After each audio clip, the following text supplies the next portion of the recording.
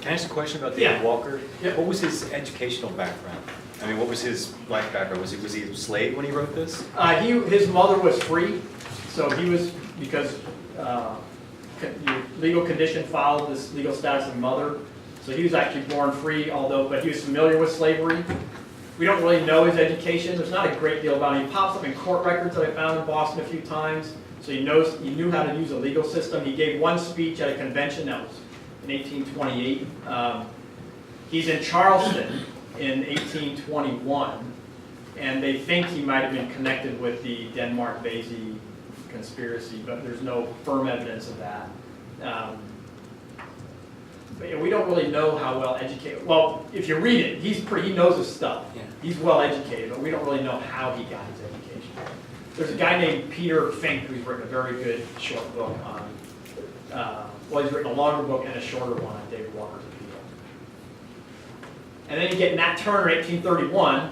Nat Turner's rebellion in Southampton County, Virginia, which only lasts a couple of days, killed about 50 to 60 white Americans.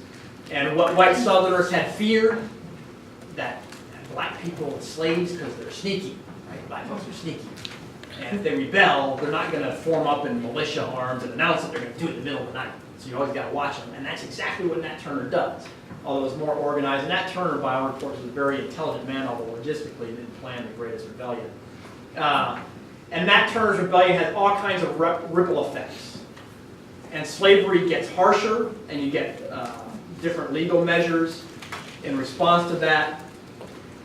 And part of where I'm going with this is, if we expand how we think of the Civil War and the causality of the Civil War, and we start to think about what do black people do, not just the institution of slavery, what do black people do, and we expand the timeline, which many historians are starting to do, starting to think of it, well, it have been for quite some time, the Civil War era, as much more than 1860 to 61 or 60 or 58 to 65, then how did these things sort of snowball? David Walker's appeal, because the suspicion by many is that David Walker's appeal influenced Nat Turner. There's no hard evidence of that. It's only speculation. But it's not totally implausible. And so white Southerners are starting to feel like their institution is threatened even as early as the 1830s. And then you get runaway slaves and their allies, people like Harriet Tubman, come back to, and this question of why it gets lost in translation. There's a host that doesn't fit with some of the things we talk about, this need for reconciliation after the war. By the way, Underground Railroad stories do proliferate after the Civil War among white Northerners. And in fact, David Blight has said if all the stories of the Underground Railroad that pop up in the 1880s, 1890s, and early 20th century were true, then the South would have been emptied of slaves before the Civil War started. Sorry, can you explain what was lost in translation?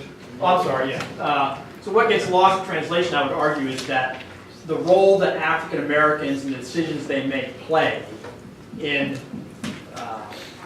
exacerbating sectional division. So we say slavery was the cause of the Civil War. Absolutely. What about black people? What about slaves?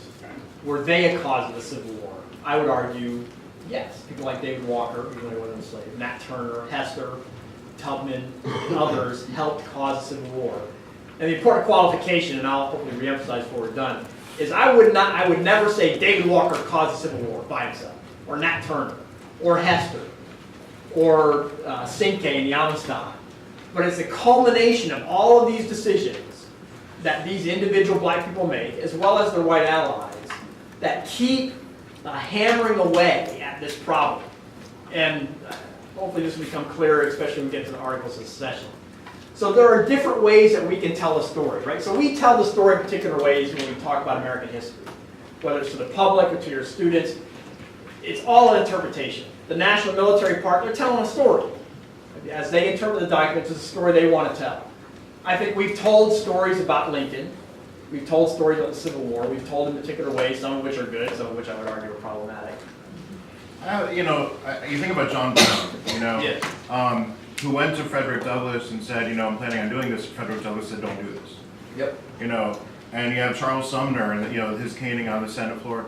Like, it just seems, I know, not to say they didn't fight in the Civil War, but like to put it on, you didn't, nowhere in the records, I mean, do you see African Americans saying, yes, let's bring on this great conflict and make America bleed, you know? I would disagree. Okay. There are many African Americans who did. By the way, I'm part of what I'm trying to do, as I said, is give you a picture of some of the debates among historians to foster critical thinking.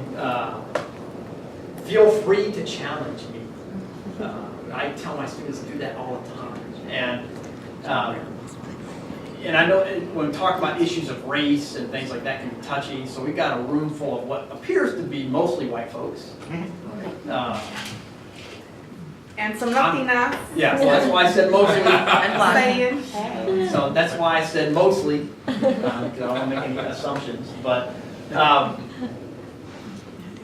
as I tell my students, we should be able, as critical thinkers, to raise any question. And so in terms of Frederick Douglass, he's pulling back. There are some people who Frederick Douglass is arguing, we don't need a war to solve this problem. We don't need a war to end slavery. But there are other African Americans who are saying, yeah, we do. Henry Highland Garnet. And he's all for it. In fact, in 1844, he wants to give a speech at the Black State Convention where the other black leaders say, man, Henry, that's just too radical. That's too crazy. You got to pull back. So he does. He rewrites it. It's still too much for him. And there are David Walker certainly one. David Walker is telling slaves, you need to rise up and fight. You need to kill people who are going to try to keep you enslaved. Part of the reason why, some of the white Southern leaders did not like it, as well as some white Northern leaders. But it's absolutely a debate in the black community about whether or not you need a war for this. But there are voices from early on who are saying this is what it's going to take, as well as people like Douglass who would argue that it won't take. Since we're talking about the role of African Americans, there were a few free blacks in the South as well, Right. and at least some of them fought for the Confederacy. Is there any indication that there were? I mean, I'm sure very, very few, but one of them was one of my ancestors. So I wonder, were there any those blacks who were fighting for the Confederacy? Were they trying to preserve slavery, or did they, in their mind, have some other reason why they were fighting? Or what do you know about this, or is it relevant in any way? What do you know about your ancestors? I have it. Okay, so both sides. I have free black people, one in West Virginia and one from Virginia. They both fought in the Civil War, obviously different sides. My grandmother, all I know is that she was very ashamed of this fact. She didn't want to talk about it because it was her great-great-grandfather, whatever, James Cooley, and he was a Virginian. Okay. There'd been free blacks there for generations. They had land. Yep. I don't think they had slaves. They were brick masons, but he was fighting for Virginia. He was a Virginian, very proud of it. Yeah. That's all I know. He was really proud of being So Virginian. But he was, and then they weren't actually classified as black. They were classified as colored because they were pretty white. Yeah. But you know what I mean? Yeah. Like white black people. Yeah. Oh yeah. But they were colored. They weren't white. They were Yeah. colored. Yeah. But he took up arms and fought for the Confederacy. So Well, I'm curious if you know if fought for the Confederacy, did he actually fight in a battle, or did he serve some other kind of function? But he was in the army. he was in the army. I don't know what he did. I believe he took up arms. That's what I heard, but I don't know which battles or what. Yeah.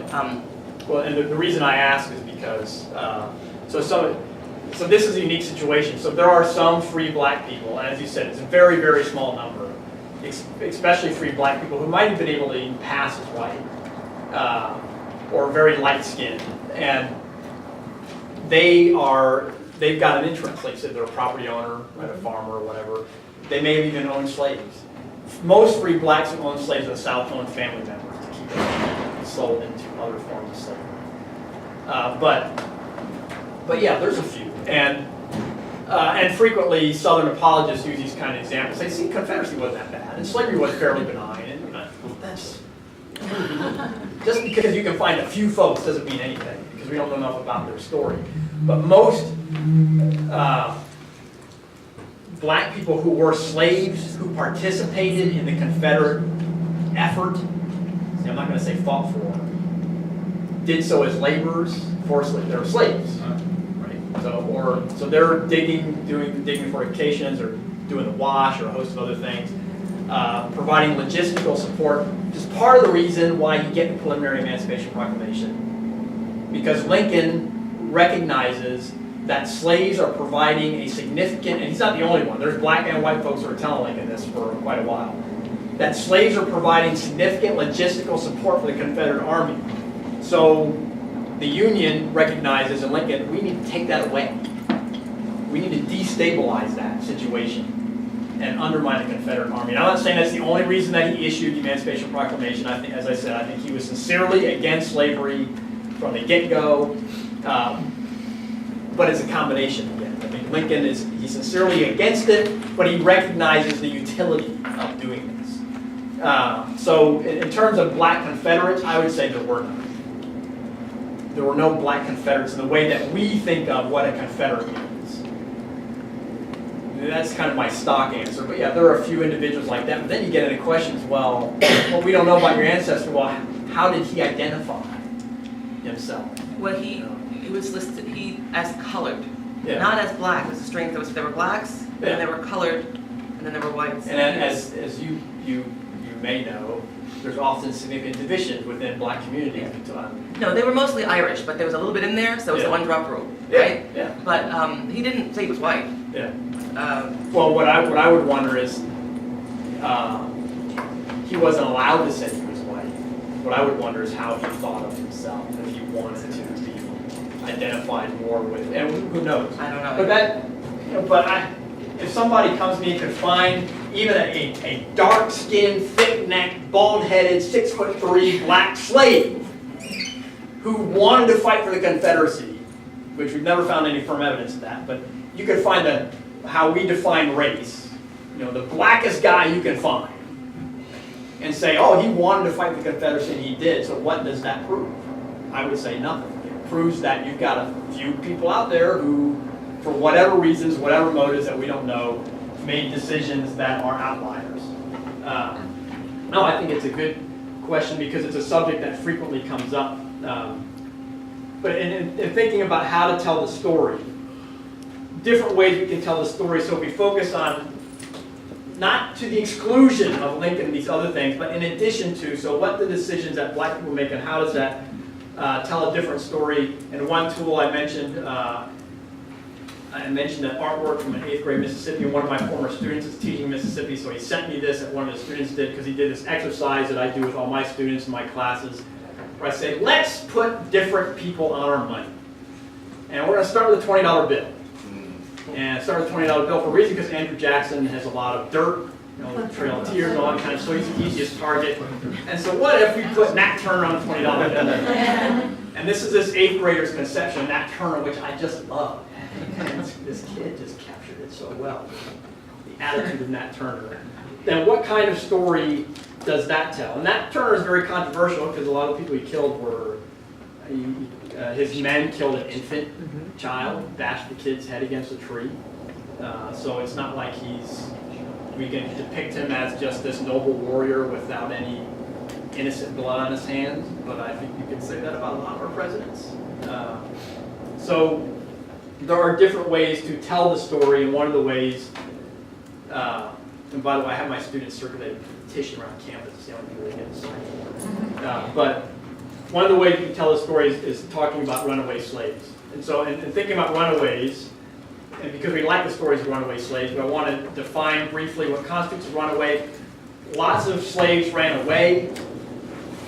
A minority ran away to seek permanent freedom. So they would run away to a different plantation or a neighboring county or town, seeking for family members. Maybe they were mad at their owner because their owner perhaps had made him work on a Sunday, which is kind of understood that you're not supposed to work on Sundays. Slavery in the United States was not as harsh and severe as it was in other parts of the New World. It was still pretty harsh and pretty severe, but there are these kind of cultural institutional understandings that have violated sometimes. Slaves would run away to protest. If they did, of course, they risked perhaps punishment, but often successfully use it as leverage. So I would define that as running away. All slaves who left for any reason without permission ran away. But a much smaller percentage are seeking to escape. Right? They are looking to get out of slavery permanently. And I mentioned some of the reasons why they ran. Why they escaped could be a host of reasons, because they're going to be sold further south. They're threatened to be sold to the Caribbean, which I thought was a death sentence and often was. harsh treatment. Frederick Douglass's case, because he learns how to read and he's reading all this stuff about freedom. And so his mental, intellectual world expands and he realizes what he's being denied. So the census data on who ran away in 1850, these are the numbers, which are not high. However, the superintendent of the census is this guy who was an editor for this journal, the Voters Review. That was a pro-slavery journal. And he becomes editor of the census, he says, in part, to show that slavery was a benign institution. So that's his perception. The question is, what happened with the Underground Railroad? And thinking about the Underground Railroad and defining what it is, there was a lot of myths. Like I mentioned, all these people who said they participated. And Deb McCausland, I'm sure, can tell you far more about this, because even this bit that I've done about the Underground Railroad, people find out, they say, oh, my aunt has this house that has a whole, this kind of, this thing in the wall in the basement that we think was a tunnel. Probably not. And there were very few tunnels involved in the Underground Railroad anyway. And David Blight's theory, by the way, about all these people saying that they participated in the Underground Railroad, he compares it to Vietnam veterans. So those, some of you may remember, my father, well, you won't remember my father. Semicolon. My father was served 3 tours in Vietnam, and I remember very clearly one of the times he came home, we were living in Dundalk, Baltimore, and he came off the plane in uniform. There was nobody there to greet him except my brother, my mother, and I. There wasn't any signs, welcome back, or thanks for service, or anything like that. And this was in the 70s. But then in the 80s, after Reagan gets elected, the nation kind of opens its arms back, and there's sort of a healing of the Vietnam vets, right? And we get the kind of slogans that we have now. We don't support the war, but we support our troops. And so one of the things that happens is, as some of you may remember, in the 80s and 90s, you get a lot of people saying they fought in Vietnam who never, either they were in the military but never went to Vietnam, or they were never in the military. Right? And Blight thinks kind of the same thing with the Underground Railroad, where people wanted somehow to connect with this mission to preserve the Union and end slavery. Who were never, they didn't serve in the military, they were never really involved, so all of a sudden you get all these people saying they're involved in the Underground Railroad. But there was some reality to it. So it is a network that begins informally, becomes more formal over time, especially in the 1840s and 50s, people like William Still in Philadelphia and a host of others. It's not ever a formal national single unitary network, but there is a bit more of a organization to it over time. And it's really many Underground Railroads from our perspective, how we might look at it, the map.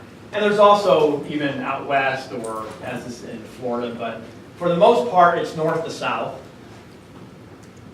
And these lines, so you have these channels, as I'll talk about, are dictated primarily by geography, and as they connect to different towns, like Gettysburg, and most of the towns where there are small free black communities, and they get connected to other paths and networks north. Generally, in places like Gettysburg, they don't stay because it's too close to the south, too much risk of recapture. From their perspective, it looks a bit different. It's much harsher. Places like the Great Dismal Swamp on the border of North Carolina and Virginia, which used to be much, much bigger. I think it's like 10 or 20% the size it was in the 18th, early 19th century. Anybody ever been there, Great Dismal Swamp? You can still see the canals that George Washington dug out and stuff up there. It was failed business ventures. Well, George Washington, actually slaves dug a lot of those canals. Or places like the Cumberland Valley in Pennsylvania. So they use these rivers and mountains to navigate the north. And often the Underground Railroad, the mechanics of it, how people escape, we're often more familiar with the more sensational stories like Ellen Craft, who is very light-skinned, from what we read, much lighter than me, and disguised herself as a man. Her husband, who is dark-skinned, was her slave, and they wrote a book called Running 1,000 Miles to Freedom. They successfully escaped to the deeper south. Most escapees come from the border states, but some from the deeper south. Henry Box Brown, you may be familiar with it. Abolitionists love these kind of sensational stories because they're great PR. Everybody loves these kind of stories where he puts himself in a box, has himself shipped up north on one of those ocean routes. One of the things you don't get in the story is that he almost died. When they took him out of the box, he's emaciated, barely made it, and becomes a spokesman for the abolitionist cause in the north. Now, there are some myths, and I don't know if any of you have heard of this, about quilts. A few of you? Yeah. Yeah, probably not true. Almost, I know. When I first read it, I thought, man, that is awesome. This woman wrote a book called Hidden in Plain View that generated a lot of this notion that slaves read quilts as maps. And these quilts would be hanging out of slave cabins, so they're right there in front of the slave owner. So Hidden in Plain View. Great story. Unfortunately, the woman who wrote the book used one source, an elderly black woman who wouldn't reveal any of her sources. And the reason I say maybe it's true, because you have these oral traditions that get passed down over time in black communities that are often very accurate. But when it's one person, only one person comes out with this, so if you know of any others, then let me know. But unfortunately, probably a myth.